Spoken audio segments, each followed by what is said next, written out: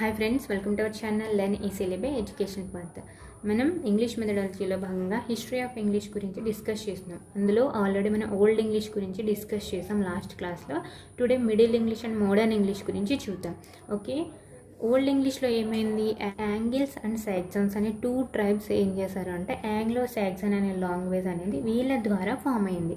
తర్వాత ఇది 4 డైలెక్ట్స్ అంటే 4 మాండలికాల కింద విడిపోయి తర్వాత మళ్ళీ అది మెర్జ్ అయ్యి ఇంగ్లీష్ కింద ఫామ్ అయింది. ఇది ఓల్డ్ ఇంగ్లీష్ పీరియడ్లో జరిగినటువంటిది. దీనిని మనం ఏమంటున్నాం, ఈ ఇంగ్లీష్ని ఓల్డ్ ఇంగ్లీష్ కింద మనం పిలుస్తున్నాం. అయితే నెక్స్ట్ ఏమైంది అంటే మిడిల్ ఇంగ్లీష్ పీరియడ్. ఈ పీరియడ్ అనేది ఎలా వచ్చింది, అసలు ఇక్కడ ఏం జరిగింది అనేది చూద్దాం.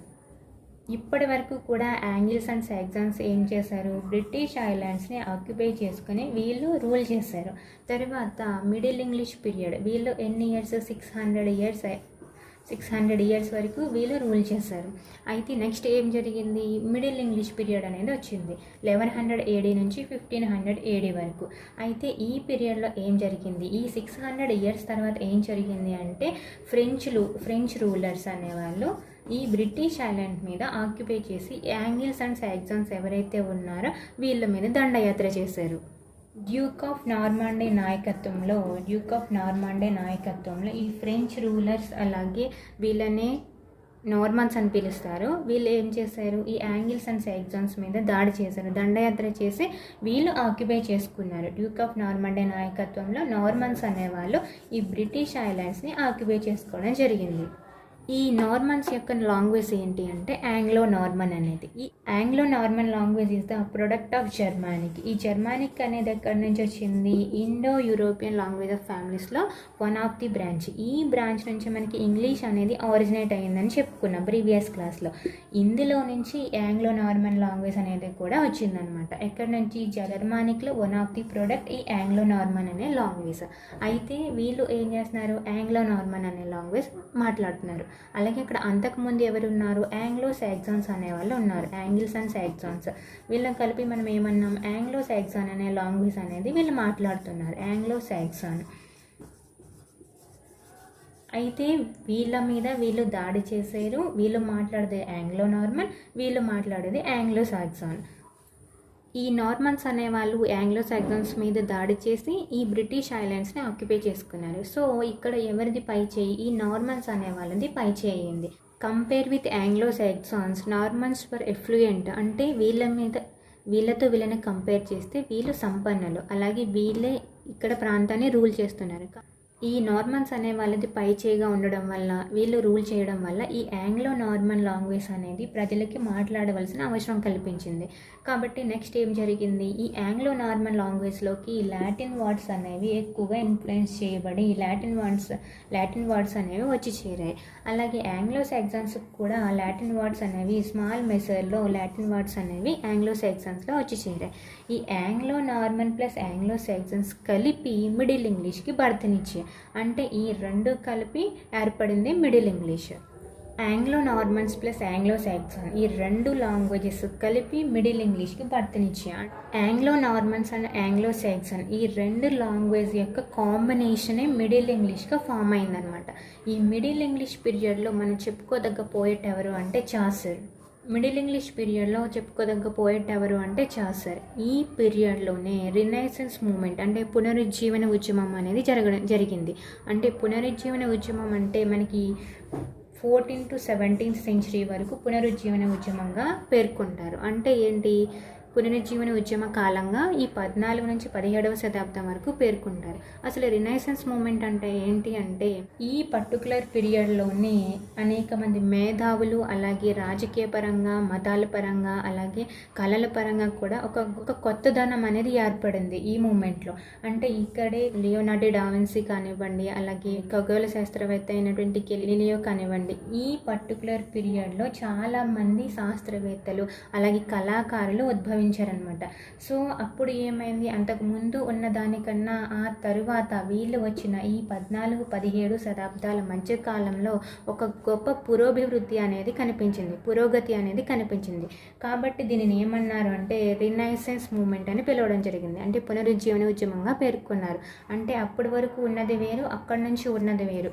ఈ పర్టికులర్ పీరియడ్లోనే అనేక మంది మేధావులు, కళాకారులు ఉద్భవించడం అనేది జరిగింది.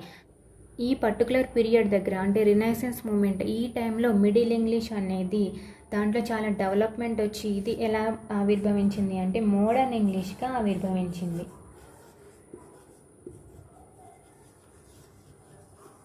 మిడిల్ ఇంగ్లీష్లో ఉన్నటువంటి పాయింట్స్ కనుక మనం చూసినట్టయితే అప్పటి వరకు బ్రిటిష్ ఐలాండ్స్ని యాంగిల్స్ అండ్ సాక్సన్స్ అనే వాళ్ళు పరిపాలిస్తూ ఉన్నారు, రూల్ చేస్తున్నారు. అప్పుడు అక్కడికి డ్యూక్ ఆఫ్ నార్మాండే నాయకత్వంలో ఎవరు వచ్చారు, ఫ్రెంచ్ రూలర్స్, వాళ్ళనే నార్మన్స్ అని పిలిచారు. వాళ్ళు వచ్చి వీళ్ళ మీద దండయాత్ర చేసి ఆ ప్రాంతాన్ని వీళ్ళు ఆక్రమించుకోవడం జరిగింది. అప్పుడు ఈ నార్మన్స్ అనేది పై చేయింది. వీళ్ళని పై చేయి కావడం వల్ల ఈ ఆంగ్లో నార్మన్, వీళ్ళు మాట్లాడే భాష ఏంటి, ఆంగ్లో నార్మన్ అనే భాష. ఈ ఆంగ్లో నార్మన్ అనే భాషకి ఎక్కువ ఇంపార్టెన్స్ అనేది ఇవ్వడం ద్వారా ఇది కలిసి అంటే ఆంగ్లో నార్మన్ అలాగే ఆంగ్లో సాక్సన్స్ కలిసి మిడిల్ ఇంగ్లీష్ అనేది ఉద్భవించింది.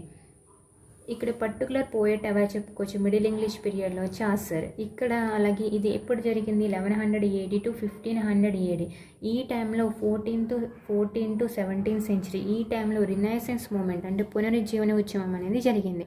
ఈ రినైసెన్స్ మూమెంట్ ఈ కాలంలో ఈ మిడిల్ ఇంగ్లీష్ అనేది మోడర్న్ ఇంగ్లీష్గా డెవలప్ అయింది.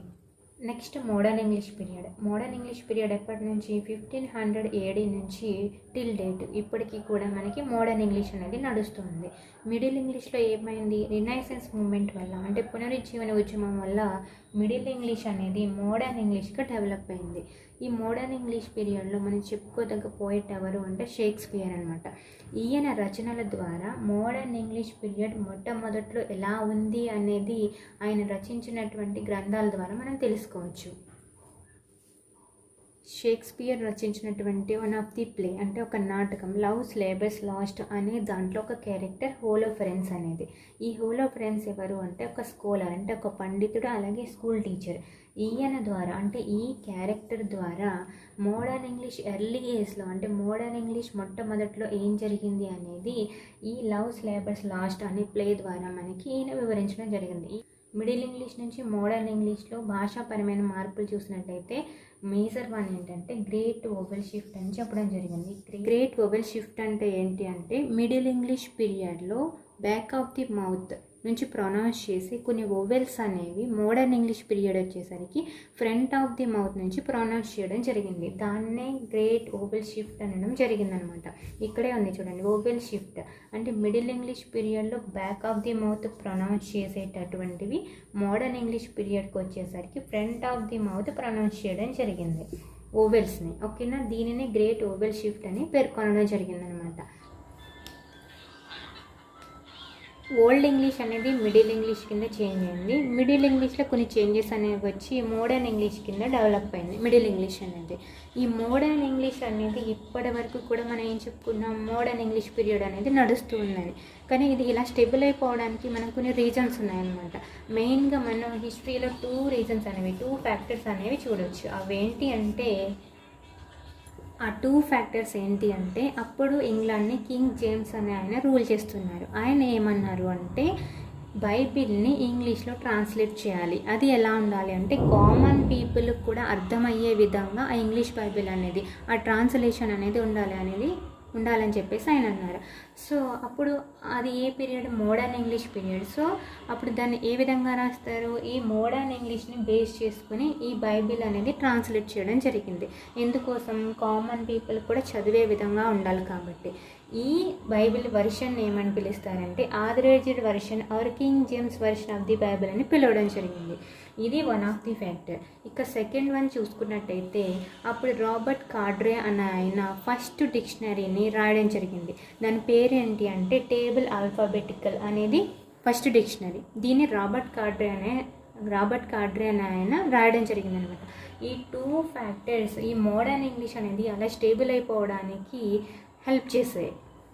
ఆ తర్వాత మనకి ఇండస్ట్రియల్ రెవల్యూషన్ వచ్చింది. అలాగే 20th సెంచరీలో 2 వరల్డ్ వార్స్ అనేవి జరిగాయి. అందులో చాలా మటుకు కంట్రీస్ అనేవి పార్టిసిపేట్ చేశాయి. అందులో ఉన్న కంట్రీస్ అన్నీ కూడా మ్యాక్సిమం ఏంటి, బ్రిటిష్ వాళ్ళు రూల్ చేసినటువంటివి. సో అక్కడ బ్రిటిష్ వాళ్ళ లాంగ్వేజ్ ఏంటి, ఇంగ్లీష్ లాంగ్వేజ్. సో అక్కడ మెయిన్గా ఆ వరల్డ్ వార్కి హెల్ప్ చేసేటటువంటి లాంగ్వేజ్ ఏంటి, ఇంగ్లీష్ లాంగ్వేజ్. ఎంతో కొంత అక్కడ ఖచ్చితంగా అందరికీ ఇంగ్లీష్ వచ్చి ఉండాలి. ఎందుకు అంటే మ్యాక్సిమం కంట్రీస్ అన్నింటినీ కూడా బ్రిటిష్ వాళ్ళు రూల్ చేస్తున్నారు కాబట్టి ఇలా ఈ విధంగా జరిగింది. కాబట్టి ఈ కారణాల వల్ల ఈ మోడర్న్ ఇంగ్లీష్ అనేది అలా స్టేబుల్ అయిపోయి, అలాగే ఈ బ్రిటిష్ వాళ్ళు మ్యాక్సిమం కంట్రీస్ని రూల్ చేయడం వల్ల వాళ్ళ లాంగ్వేజ్ ఇంగ్లీష్ కాబట్టి ఇది ప్రపంచం అంతా కూడా స్ప్రెడ్ అయిపోయింది. Every country have their own language అయినప్పటికీ కూడా ప్రతి కంట్రీని చూసుకున్నప్పటికీ కూడా అది ఏదో ఒక విధంగా ఏదో ఒక సందర్భంలో అయినా కూడా మనకి ఇంగ్లీష్ అనేది యూజ్ చేయడం జరుగుతుంది. ఏదో ఒక విషయంలో అయినా కూడా అది ఇంగ్లీష్ అనేది వాళ్ళ లాంగ్వేజెస్ ఉన్నప్పటికీ కూడా ఇంగ్లీష్ అనేది యూజ్ చేస్తూనే ఉన్నది ప్రతి కంట్రీ కూడా. ఇంగ్లీష్ అనేది ఈ విధంగా డెవలప్ అవడం వల్ల చాలా మైనర్ లాంగ్వేజెస్ అనేవి మనకు కనిపించకుండా పోయాయి. కాబట్టి చాలామంది లింగ్విస్ట్స్ అంటే భాషా శాస్త్రవేత్తలు ఇంగ్లీష్ని బుల్డోజర్ అని వర్ణించడం జరిగిందనమాట. ఇది హిస్టరీ ఆఫ్ ఇంగ్లీష్. మీకు ఇంకా ఏదైనా డౌట్ ఉంది అనిపిస్తే కామెంట్ సెక్షన్లో కామెంట్ చేయండి. Okay, thanks for watching.